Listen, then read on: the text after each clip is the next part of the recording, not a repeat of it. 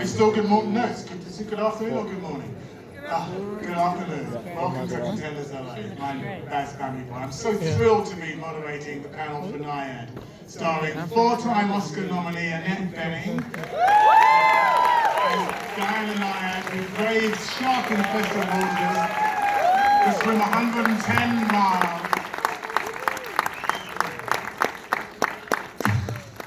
To swim 110 miles from Havana to Florida, a mammoth undertaking for any human being, let alone one who was 64. NYAD, who translates his water nymph in Greek, had failed similar attempts decades before, but was intent on trying again.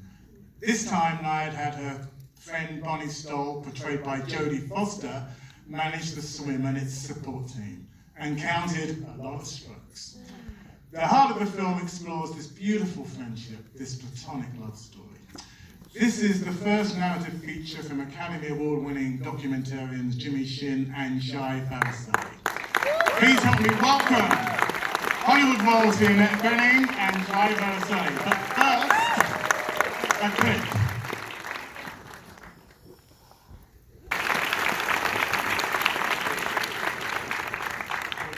Notwithstanding what we've just seen, the movie is essentially, the heart of the movie is this beautiful friendship, this relationship, isn't it? Absolutely, I think the friendship is the beating heart of the film, yeah. And talk to me about, getting these great actresses to play these roles. It always had to be Annette. From the very first time Jimmy and I read the script, through all of development, it had to be Annette. The fact that she said yes it's extraordinary. I mean, it was really important for us to cast age appropriately, and also to find an actor who was not afraid to play a woman in her full complexity. And there was also the physical part. So, Annette was very gracious we were thrilled when she said yes. And also there was an understanding that, and this is something that Jimmy and I can't control. We can't check on Annette and be like, how's that swimming going? Like, it just seemed like, we were too scared. We could never do that. But Annette is such a master of her craft that, like, she put in the work and swam trained for over a year. And that first day when she got in the water for our kind of safety test, it was a moment of wonder, because it just looked effortless, like she was a marathon swimmer. And that's a testament to a great dedication to a craft, to a great actor. Thank you, John. Annette, this was Olympian level of training. So what was involved? It was more than just diving in a pool every day for a couple of laps. So what did you have to do? Yeah, it was, sorry. Whoa.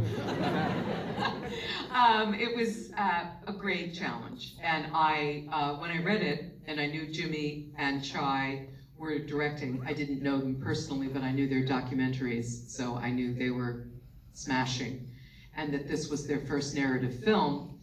So I immediately said yes when I read it, because I just jumped, I just read the script and thought, this is amazing, fabulous. I was touched.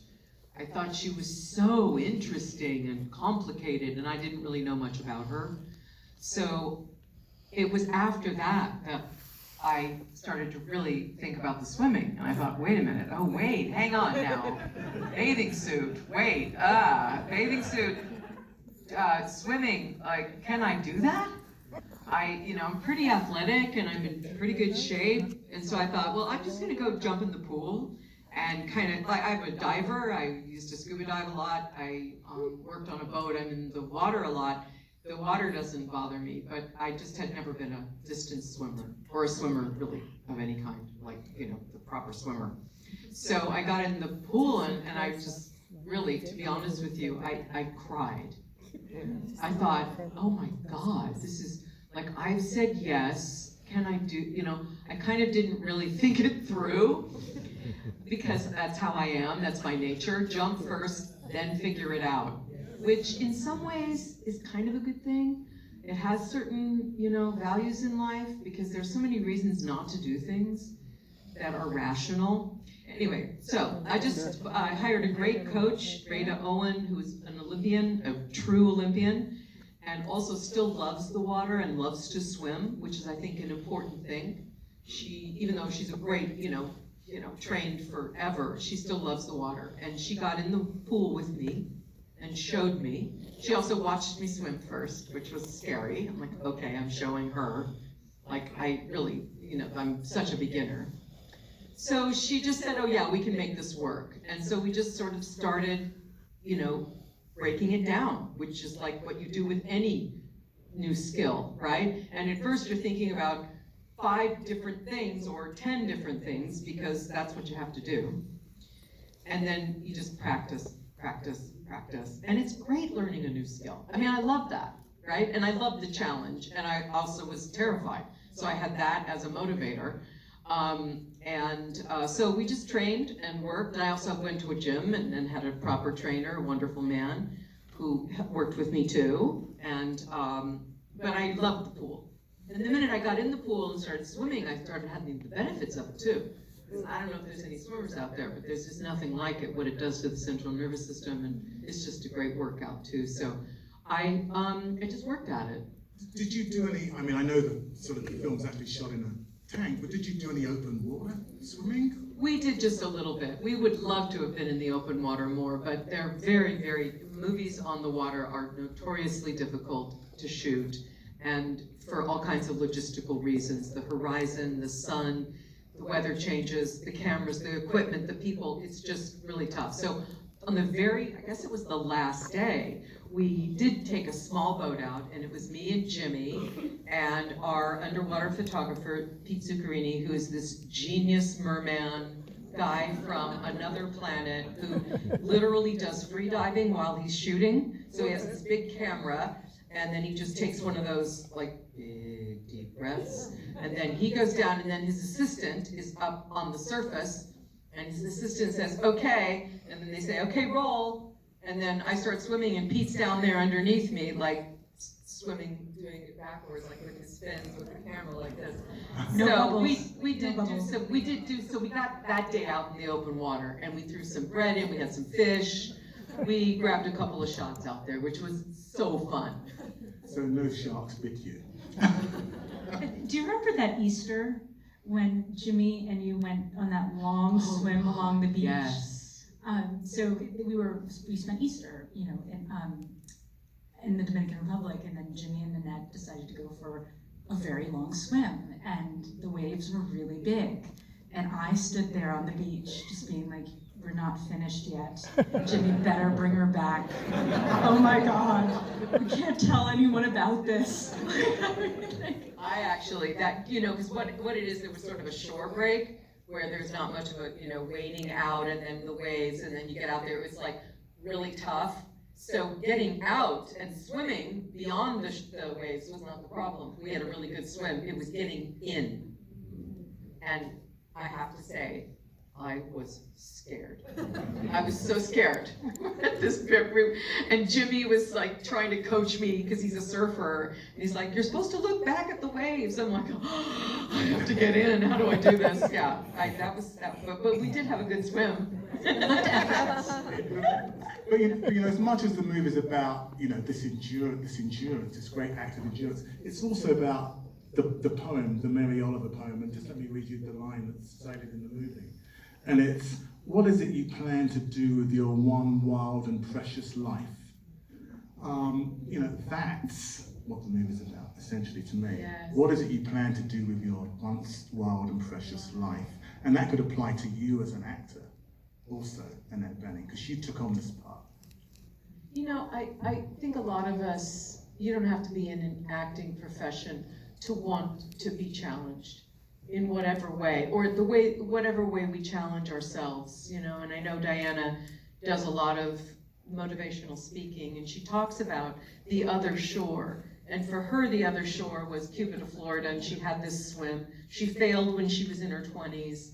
She woke up when she was 60 and said, I'm gonna do it now. And everyone said, that's insane. You can't do that, I'm sorry, you're old and you couldn't do it when you were in your 20s.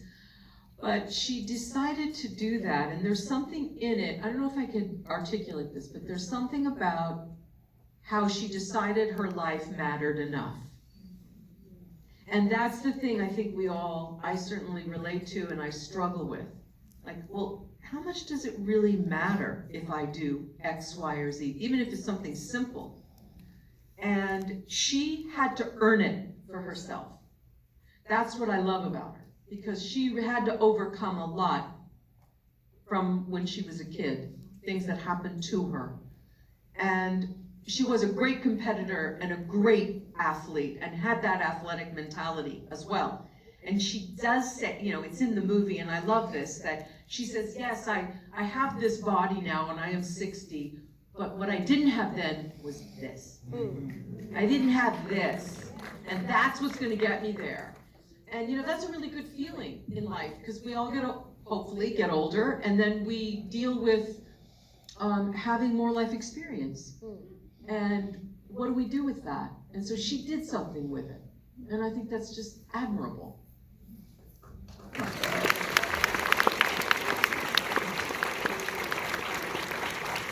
Because also, you know, I interviewed, you know, Judi Dench, we were talking, as one does, not so long ago, and she was saying, you know, she said, Baz, you know, it's ingenues, it's someone's daughter, it's someone's wife, someone's mother, they're the roles for actresses. And she said, you know, I want to play strong, meaty roles, and this is one of those rare, strong, meaty roles, and my Christ, you crash it. Oh, thank you, but the strong isn't the most interesting. It's not the only part. You know, so I appreciate what you just said, and I appreciate that, I mean, Diana is strong. There is no question. Like, if she was here, she's the most interesting person in the room. She's the most energetic. She's just a big personality. But what interested me when I got to know her was also the softness in her, and the part of her that suffers, just like any of us, and the part of her that is unsure. And I was curious about that. Like, what part of her does not feel capable? What part of her is that, as I said, it's like the soft underbelly. We all have that.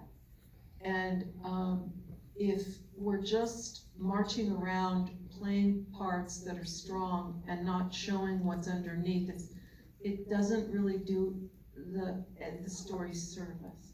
So I really wanted to try to find, if I could, that other side that's underneath that she has showed me, and I'm very grateful that she has, because she's trusted me, and we got to know each other, and we had intimate conversations, and I appreciate that.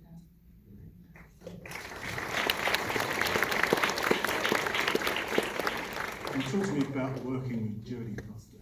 Yeah. You know, that partnership on screen. Talk to me about that. Well, you know, Chai told me that they were going to ask Jodie to do it, and I said she'll never do it. I don't know why I said that, but I was like, you know, she could play Diana, and I didn't really know Jodie. I'd met her, but I didn't know her. So then they said, well, she's interested.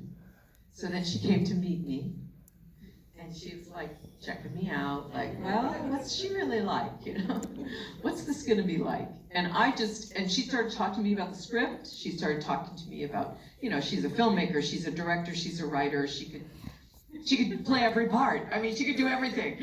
So I said to her everything she said. She had lots of ideas, and I was like, yes, everything, you're right. You're right about that, you're right, and she was. And she had good ideas, and then she wanted to talk about certain things, and she wanted to talk about, you know, what we don't need and what we might need, and I just, and I know Chai did the same thing. We all just said, Jodie, go. Do your thing, and she's incredibly smart, but she's also fun. She's also humble, and that is a killer combination when someone is confident and humble, which is like this very interesting thing that she's got. She's been in the business. She told me the other day, we were doing an interview together. I was like, how long have you been in the business? She said 57 years. Wow. I was like, that's almost as long as my husband, and he's 86. Like, what? Yeah, so she really has seen it all. She has incredible stories. from when she was a kid. I mean, she got bit by a lion once on a set. She has this story of like, she's like the kid in the movie, and there's a lion in the story, and the lion took her by the hip. Whoa. I'm telling one of Jodie's stories, whatever. Took her by the hip, and like, she remembers like seeing the world sideways because the lion had her and was like shaking her. I mean, she has literally seen it all. So I was so lucky. I knew if she did the movie, and we were like, when she said yes, we were like, now this movie could be something. Because I knew it would require someone of that caliber to play that part. Right.